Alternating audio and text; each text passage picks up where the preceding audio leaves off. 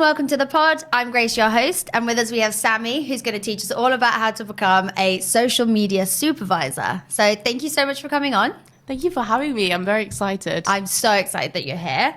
It's always nice to have a good pal on the pod. Yes, I'm excited. I feel more chilled. Good. I'm glad. It's nice and relaxing, easy chat. Yes. So tell us all about what a social media supervisor is. This is a great question. I guess for me, it's the daily management of a brand's social channels. So I run C Plus's social accounts on Instagram, TikTok, X, Facebook. But it's part of a team that basically runs kind of that everyday ongoing content, but then also working across big campaigns for new release shows or films, and just kind of working up social content. So that everyday content that you see in your social feeds from brands, that's kind of the work that we and my team we will do. And yeah, it's just kind of looking at trends every day, seeing what people are talking about, trying to make the brand more accessible, making it feel human, and wanting people to engage with it. Our job is mainly to make it engaging content that people find entertaining, funny, informative, and yeah, just really giving a brand a human voice to kind of build brand advocacy. So when you go home and put on or you're choosing a show, you're hopefully going to pick a Disney Plus show because you've seen some posts about it, or you remember, oh, I really enjoyed seeing this clip on TikTok, and that's something that we've posted, and yeah, it'll help inform your entertainment choice later that evening. That was good. Hopefully. I love that. That was really good. So we'll get more into it, and obviously like how you got there and everything, but we're just going to start with the very beginning and be like, what did you want to be when you grew up? Well, what did you want to be when you were younger, when you grew up? I wanted to be a couple of things. I think it was very rogue. It was kind of just what I thought was really cool at the time. I remember wanting to be a presenter for specifically Big Cats in South Africa. Wow. I know. That's cool. I think I watched Big Cat Week on the BBC and was just like, this is the coolest thing ever.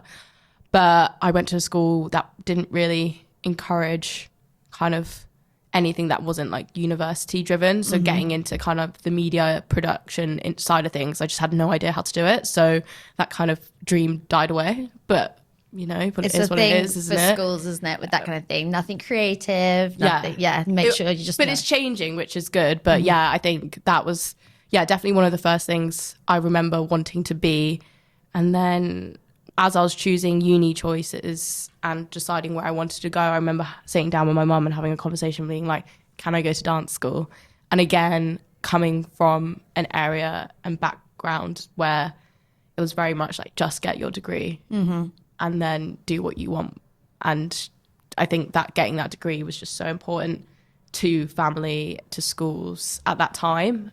So I guess I wanted to be a dancer, but then also that was just not going to be an option until I got my degree. So yeah, that's very different options. Very but that's different. kind of, yeah, I think it was just things I found cool and enjoyed and creative. That's like nice to want to do something that you enjoyed. Again, like with the jobs thing, sometimes that can go to like really low on the list instead of like it's all about earning money, being successful, like say getting the degree. What did you like do at uni in the end? I did English and drama at Loughborough.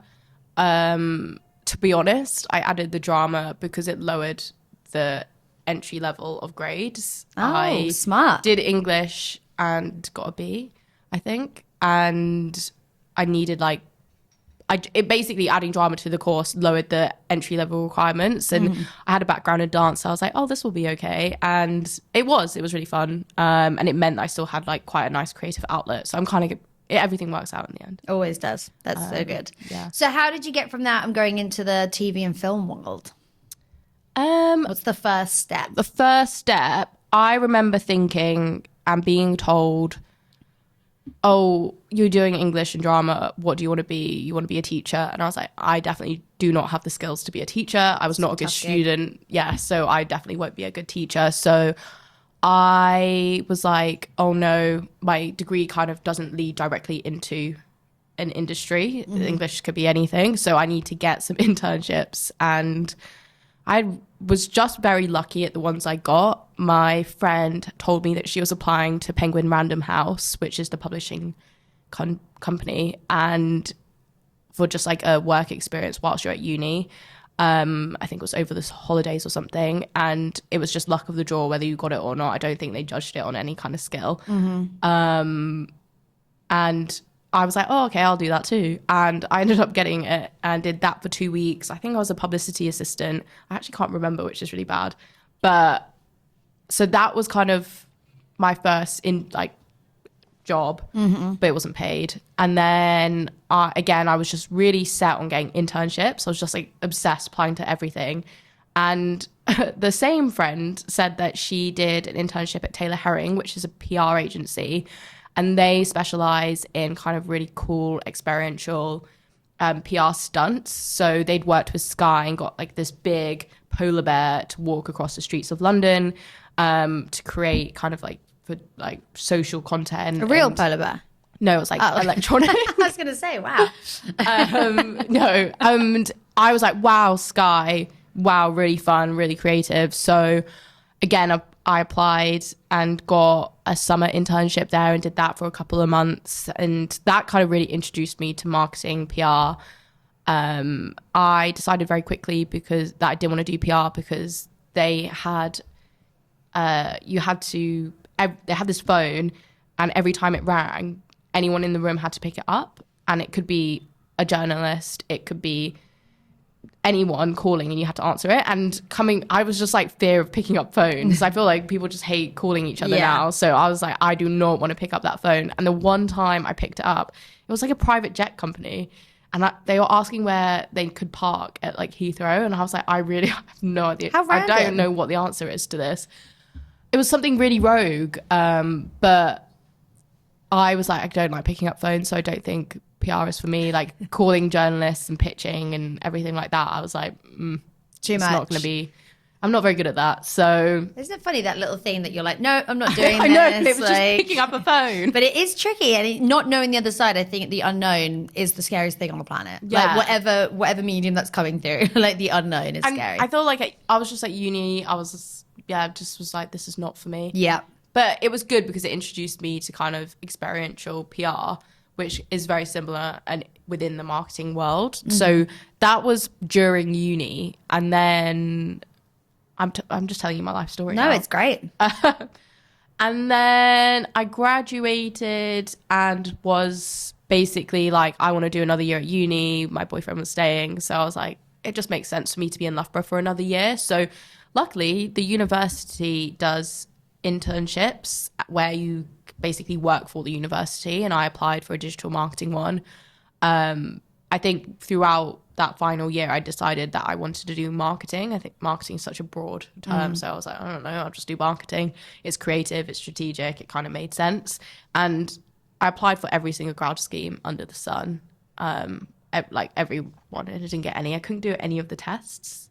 Like, did you ever do the psych? No. No. There were these like psychometric tests, and I just couldn't pass any of them. And it would be like, what would you do in this situation? And you just had to, it was like a multiple choice. And you had to pass them to do the internship.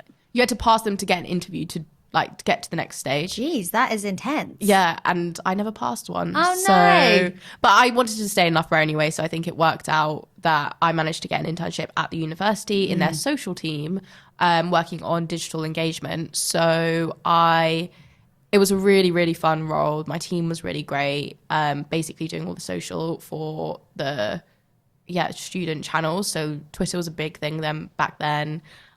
We had recruitment drives, so we would do big pushes to get new students, and then also capturing content online. And Loughborough was really great at getting really good speakers in. There's quite a lot of good alumni from the university. So Ed Williams, he set up Candy Kittens with Jamie Lang, and he came in and did a talk, which meant that being the social team, we got to go like meet him, interview him and Jamie, get some social content. And I know that Prince Harry and Meghan came, and like there was all these cool things that you got to do. And I was like, this is a really fun job. And it just introduced me to the world of social media, kind of making assets, measurement, reporting, writing social copy, which I had never done before in my life. And there are so many fundamental things from that internship that I still remember to this day. One thing I remember is I kept writing copy, and he was like, my boss was like, you write out every single word. So instead of being like they've, I'd be like they have. And he was like, I don't know why you do it, but he's just noticed it in all of my copy. How funny. And he was like, just be a bit more relaxed. Yeah, like people don't speak like that. It's so formal. And too many exclamation marks. And I do this in my emails. There's an I do it exclamation all the mark on time. everything. Yeah. So I'm like, hey, Sammy, exclamation mark. Yeah. Even in text, everything has Always. an exclamation mark.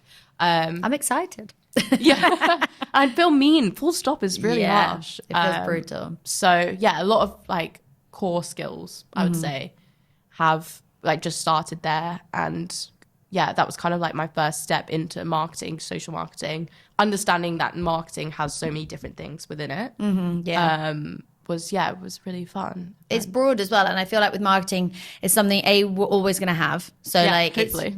I mean, please. But then also it's always changing. So it's like, it is quite fun if you do want to keep learning. And because obviously when I was at uni and doing marketing, like there wasn't that much focus on digital as which I'm sure there is now. Like there wasn't a digital marketing course specifically, and now it's just dedicated to digital. So it is quite a fun thing to be in, to keep learning and looking at trends. And There's always a new platform as well on the horizon. Always. Like back then it was Twitter. We were posting so much on Twitter. I don't think many brands touch it anymore. Yeah, it's very different. And you're always immersed in it. Like you're being marketed to all the time. So it's like you are a consumer of it. And that's what I always loved. I was like, yeah, because you know what you like to see as well. And like you want to figure out how people are trying to sell to you. I'm like, how are you tricking me? You can spot it. It's really fun. Do you recommend that internships to people? Because I did an internship as well, but I know like a lot of people wouldn't from uni. Do you think it's a good route to take to get into this industry? In the industry, do you mean like the entertainment industry? Because I feel like that's probably what people want to know about. Yes, I then, after being at Loughborough, did an internship at Universal Pictures in their theatrical team, which is their cinema team. So any kind of film release that goes to the cinema, they call it a theatrical. I don't know why. But I did an internship there.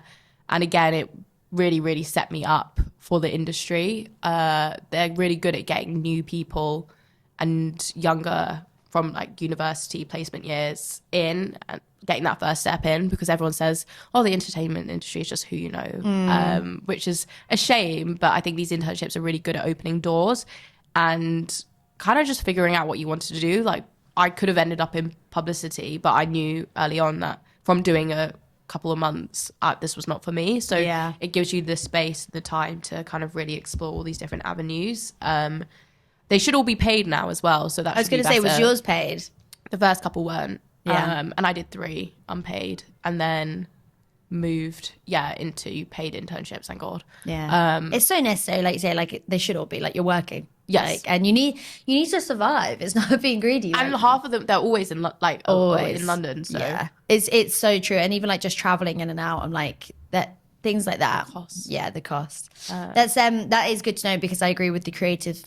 Like when I looked into it, everyone's like, it's a nepo industry, or it's all about who you know. So I think internships are a really good way of getting in, like you said. Yeah, and I think there are so many now. Every entertainment brand does one. I'm sure that even if you emailed them and they don't have like a year internship scheme, they would let you do work experience. Yeah. I think the difficult thing now is that so many people have so much experience and so many internships before they even graduate uni. They're even harder to get onto because you're competing with people who already have so much experience. Have like a resume already. Yeah. And you're like, you've just graduated uni. How have you done so much? Entry level jobs are like, you need 2 years experience. And I'm like, when's the time? It's ridiculous. So that is good to know. I know you've jumped around. So you went from like Universal to, I'm not going to try and guess. Sorry. Sky, and then Sky to Sony, and then Sony to Disney, which is an amazing like resume, like we said. Is it a really scary thing to jump around from studio to studio? Because it might feel safer to stay, but is it recommended to bounce around a little bit? I think it depends on you. Every time I moved, it felt like the right decision and the right time for me to move on. And every single time I've left, I've looked back and realized how much I've learned. I think every company is different and are set up differently. So it's really good to experience different ways of working with different people. And in an industry that supposedly is who you know, moving around and meeting different people is really valuable. But that doesn't mean that if you're happy in a company and you're feeling challenged and you're getting something out of it, you shouldn't stay for years just because you're like, oh, I haven't moved in a while. I think it just comes down to the situation. Every time I moved, it was because that it was either a job step up or it was a pay rise, or I wasn't feeling fully challenged in my role, so I needed something new, or it was like just a dream job. So there was always a reason for a move, not just me getting fed up and jumping ship.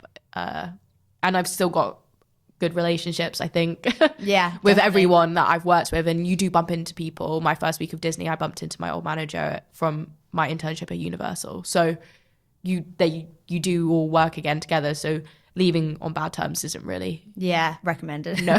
That's a good thing to learn, because I think, again, a lot of people, like you've been in some amazing head offices, and it's like a lot of people don't go corporate or don't go into those offices. And I think that's an important thing to remember, that like, not things will catch up with you, because I don't want it to sound negative, but you do make an impact and that will be remembered. So how do you want to be remembered? That kind of thing. Because you may bump into them, or you may work with them, or they may be hiring you in the future, like all that kind of stuff. Or you may be hiring them. Like, do you know what I mean? It's really interesting thing, because sometimes you can just be in your own lane and then you're like, hang on a second, this could affect more than just this moment right here. Yeah, you'll know if it feels right, and if it doesn't feel right to move, like you'll just know. I was interviewing for a while and I got offered a couple of jobs, and this was not going to be the right time or the right move for me. So yeah, I think it's recommended, because also these days, because companies are so great to work at, people stay there for a while, so it can be hard to move up the ranks. And I'm sure if you do stay at a company for like 15 years, you will slowly move up. But if you're wanting quicker progression, I probably would recommend not jumping around like every year, but moving again when it makes sense to a step up. They say you should be learning or earning. So I think if you're moving and it's a step up, great, you're going to be learning more. If you're moving and it's more money, again, it makes sense. But if you're just moving horizontally constantly, it probably doesn't make sense. But yeah. Each journey's personal, which is good to know. So obviously you're still in home entertainment, like rather than for Disney, right? Yeah. And that's what you've moved through for like Sony, obviously Universal, you were theatrical. So I just think for people that may not know about home entertainment, like what are you pushing? So I'm on Disney Plus. So the subscription service, the streaming service, as some people might call it. So our main job is to kind of, promote the platform, kind of highlight the content that's on there as much as we can, and really drive kind of, awareness of all the different variety of content that is on the platform. I think a lot of people think Disney just has Moana or the original Disney, kind of the traditional Disney You've got films. loads on there. Whereas we've got like Grey's Anatomy, lots of new shows like Shogun, Rivals, and like the iconic shows like Gilmore Girls, Big Bang Theory, Modern Family, New Girl, loads of fan favorites. So kind of really driving awareness that those exist on the platform, and they're something that people will stay to watch. People have their comfort show. So knowing that it's on Disney Plus and they don't need to watch it with ads, supposedly if they get their top tier, that it's just like that's a reason to stay. So come in for the new Rivals, for example, and then stay because you love Modern Family and you're just going to rewatch it every day. It is interesting to know there's different teams for like the new stuff for Rivals, and then there's like you and your team who are like, and this is what else we've got. It's so much goes into it. Like, I don't think people would realize how much goes into a social post. Like, what do you look for to make sure that you're going to post the right thing, like Modern Family or Grey's Anatomy? What goes into that planning? That's a good question. I think just, well, to be honest, I know the content that I know best. So I've watched New Girls multiple times. I've watched Modern Family multiple times, Grey's Anatomy. So I like to work on content that I know. I think the main good content is content for the fans. So you need to make content that's resonating with them. What are those little quotes that only fans who have watched it will know? And just kind of really show that you are a fan as well. I think comedy is really strong in terms of getting users hooked and wanting more and laughing. Humor is great because everyone wants to laugh. So I think, we just kind of always look for content that's going to really resonate with fans. We'll get set priorities, obviously. But luckily, we can really just pick and choose, which is really fun. And ever since I joined, I've been like, new girl, new girl, new girl. And obviously, I'm on my algorithm looking at what people are saying. And we do look at TikToks from fans and kind of think about what we can give back to them. And so I don't know if I really answered your question. No, you did. It's good because I think it's nice to know that you're looking into it and seeing what people are into and trying to actually cater to the audience that are interested. That's the nice thing about doing the catalogue rather than you're actually taking care of the customers and it's not all about acquiring. Yes. So that's quite a nice thing to feel like taken care of. I think it's such a cool industry. I know I'm biased, but what is something that's been really fun or you'd want to tell someone be like, this is something really cool that you could do? I feel like we do, there's been cool premieres and it's a fun industry. It is a fun industry. I'm trying to think. Obviously the premieres and all the events and everything is amazing. They're really fun if you enjoy that kind of thing. I think for me, it is really just working on content that you love. And it's just fun every day that you're making content for shows that you love. I would call out a top moment would be working on Spider-Man No Way Home. I wasn't the biggest Marvel fan. I couldn't tell you I know the MCU like the back of my hand, but I do know who Tom Holland is. And I do know what the hype is around everything. And working on that film was so fun. We were in the home end. I was at Sony at that time, and I was in the home end team, which meant that we were working on a marketing campaign after it had come out in the cinema, so everyone knew that the 3 Spider-Men were in it. Spoiler. Which meant that we got to play with it in our campaign, which was really, really fun. And it was just everyone was so engaged with it. I was watching cinema reactions of people seeing each Spider-Man appear in the film and just watching fans react to it was just another level, and being able to kind of cater to that in our social campaign. And we got to work with some really cool influencers, and we did a really cool TikTok. We launched TikTok actually for the Sony Picks at Home account with Spider-Man, and it was just all 360 really fun because it was a really fun film that everyone was already talking about. The fans loved it. It just kind of really catered to them. And then you got to make social content that kind of, reflected that. And it was just great. It was a great time. It's so fun, isn't it? Because you kind of, people that aren't in the industry might just think it's them 3 Spideys that are part of that moment. But look at all these other people you're a part of that moment forever. You got to create content. You got to react with fans, you got to engage, and I think that's something you'll never forget, and nor will they. No one will ever forget that moment of them 3. Do you know what I mean? So I think that's cool. Working in the industry, you can become quite blind to those exciting moments, and working with the content that you love every day becomes kind of normal, which is a shame. And there are every now and again there are moments where you're like, oh, actually what I do is really fun and it's really cool, and reminds you why you're doing it. And that was definitely one of those times that just take a step back and you're like, actually, we're really lucky to be here and working on this. Is a blessing. It's great. What is the dream? What's the goal for you? I don't know. I think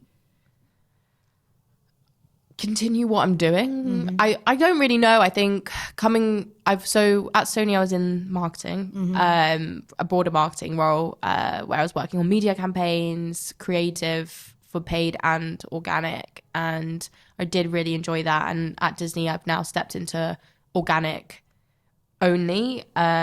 For those listening that don't know the difference, organic is kind of that everyday content that doesn't have any paid spend, and then a media campaign will generally have paid social, which is when you see the traditional ads pop up in your feed. And normally Well, it depends. I think in different places I've experienced, you'll have that under one person or it'll be separate teams. At Disney, it's a separate team that handles it. So I'm focused on that kind of everyday non-paid content. So just kind of, I think just continuing on in organic social, but then also not being closed off to that broader marketing. It's just really nice to do both. I think the grass is always greener. So. Yeah. It's nice that, oh, sorry, go on. No, I think I'd love to work at Netflix. Oh, yeah. So if anyone's listening that works at Netflix. A nice plug. I like that. Yeah. I mean, it's iconic. Yeah. And imagine that on your roster. We got everything else as well. That'd be awesome. I mean, you're smashing it anyway. Yeah. But yeah, no, I think it's quite nice as well sometimes just to hear that not everyone's got everything set out. Like, it's not like I've got a 5-year plan. It's like, I'm doing a great job. I'm enjoying it. And that's enough right now. And we'll see what comes. This is a bit of a personal question, so you don't have to answer if you don't want. But I just try and want to portray what it's like to be a woman in industry, because at some point you may want a family, and obviously working full time, living in London, and obviously it could be way off yet, and that's completely your business. But does that cross your mind, and do you feel like that's something you have to plan for? Oh, that's a really good question. It's not crossed my mind yet. I think for me, it's quite far away, so I've not really kind of even thought about it. But I obviously have known people who have gone on maternity leave and have seen how it can impact your job and your progression more, I would say. Because I think people think that women go and have a baby and then they come back maybe like a year later and they're suddenly not as good as what they were, or they're outdated, or they don't know the industry as well anymore, like they've been away, which I think is a really sad perception. To be honest, I haven't really thought about it at all, but I guess it's something that I'll need to consider. I'm only in a fixed term contract at Disney at the moment, so definitely not going to be happening in the next couple of months. I mean, that's something you need to think about, isn't it, when you took the fixed term? I think that's the thing. Yeah. Like, I was confident in taking it because I knew buying a house and having kids wasn't on the horizon within the next year. Yeah. If that was, I wouldn't have taken it, because it was a risk going from a full-time role to a fixed term contract. I felt like it was right for me at the time. In the position that I am, I pay rent, and that's the kind of only tie I have at the moment. Yeah. Apart from 2 cats that depend on me. But it doesn't really matter. Yeah. Whereas, if I was a few years older, it wouldn't have been an option. And I think the pace that Disney works is quite a fast pace, and I don't know if I could do it if I had kids. I did say, I think I probably have another 5 years left of me working at a high pace. 5 years, actually, that's really sad. I'm going to give myself a bit more time. Yeah, you got more maybe than another that, 7-8 years working at a fast-paced environment. But you do have to kind of take a step back and be like, can I be working late if I've got kids or other priorities? Like, do you just want to get to a position where you feel settled and you know that you can leave at a reasonable time, and you're not going to get called in early, or you're not going to have to go away for work or work events? Yeah. So that's why I took the job, because I knew I need to do it now. Yeah. Because it's going to be too late. This is the time for you to be taking those risks, because you don't have those responsibilities. And I think that's really important to see and know, because at some point it's like, maybe the money becomes a priority because you've got more than one person to feed, or do you know what I mean? Like, and not for us now, and not thank God, but you know what I mean? Yeah. But it's like, just trying to portray that some people are thinking about it every day and making those steps because they're like, one day I want a family, or sometimes it's okay to just be like, what happens. And I think that's just what I really want people to hear. Like, you don't have to be stressed about it. People are still doing well, and everyone plans differently. Yeah. I think it's funny because I hadn't really thought about it at all until you just asked me, but I clearly had thought about it, thinking this is the only time that I can take this risk. Yeah. Which, it's like, as a woman, you're subconsciously always thinking about it. Yeah. Because it's even like when being in London, it's like, well, we're in a tiny flat, we can't stay here. So if we were to expand our family, we're going to have to move. And where are we going to move to? And then your commute could become longer. Exactly. And then that gets more expensive. And then you need a big house, which is more, and it's like, now I'm freaking you out. Yeah. But no, I think it's just, it's very important to be in the moment and enjoy it. And I just think it's nice to portray that in corporate jobs, you know, other people are thinking about this too in many different ways. There's no right way to do something. No, not at all. And I'm sure like fathers think about it as well, and what their paternity is and what people's maternity is. It's just, it's different across the board. And I think it's just nice to talk about that openly, because Yeah. especially if you're in a job, sometimes it's like, can we talk about this? Can you ask that? Like, Yeah. can you ask it in an interview? I think that's the thing. People are worried to even ask because it insinuates that they could be doing it soon, and then someone might not get hired because they could be assumed to be going on maternity leave soon. And even when we probably get maybe in a couple of years to the ages where it's probably more normal to be having babies, people might be more reluctant to hire us, which is really sad because they anticipate that might be happening soon. Yeah, there's so many levels. Yeah, which I hope doesn't happen, and it shouldn't be a thing, but sadly it probably is. Yeah, agreed. It's like that's something you look into with where you work and how that's sort of treated and communicated. But I'd say mat covers and stuff are great because it gives people opportunity to move, and if people are hiring, like if they know that someone's going to be going on a mat cover, I don't think it's necessarily a bad thing for your team. It gives an opportunity for like the team to freshen up. Yeah. For a couple of months, experience someone new, get someone external in, e.g. me, and just kind of, whereas if you've got people there, again, that with no movement, people aren't going to progress, people are going to become resentful, and so I don't think mat covers are bad things at all. That's great to hear, because people will see a lot of mat cover and find it scary, and I think that's a wonderful position to represent.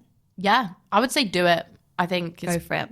there are so many mat covers at the moment. All the jobs on LinkedIn are. I think you just have to be preparing for the worst at the end of it. Obviously, the goal is to stay on. Well, my goal is. Your might, if you hate it, it might not. But it's a good opportunity to be like, oh, I'm here for 9 months. I might hate it. I might love it. But it's a really good test. Like, and it doesn't matter if I do hate it because I am leaving. Yeah. But then also, I found that everyone is super open to the conversation of what's going to happen in the future, but then also they are expecting me to be applying for other jobs. Like, it's not a secret that I could be leaving soon. So people are there to help you. And my manager I had a really nice chat with him, and he was like, well, yeah, if it gets to summer and we still haven't mentioned anything, just start looking. Like, you've got rent to pay at the end of the day. And it was just a very transparent conversation. Whereas I think progression and looking for other jobs, if you're in a permanent role, can be quite a weird conversation to have with your manager. It's awkward. Yeah, no one likes it. Yeah, absolutely. So it's quite nice in that sense. Good. I'm so glad to hear. Well, that was all my questions, and I am so buzzed you came on because I think it's such a good perspective that you've given. And thank you so much. Thank you. Thank you for having me. And I can't wait to see what you do next. I'm excited to see more of this podcast. Answering the questions has made me want to listen to everyone else. Good. I'm glad. Please do. Everybody listen to all the episodes. I want to become a chef. So I'm going to be listening to that episode. Excellent. Thank you so much for watching. Please make sure that you like and subscribe so we can continue to make these and keep teaching people how to become A. Thank you.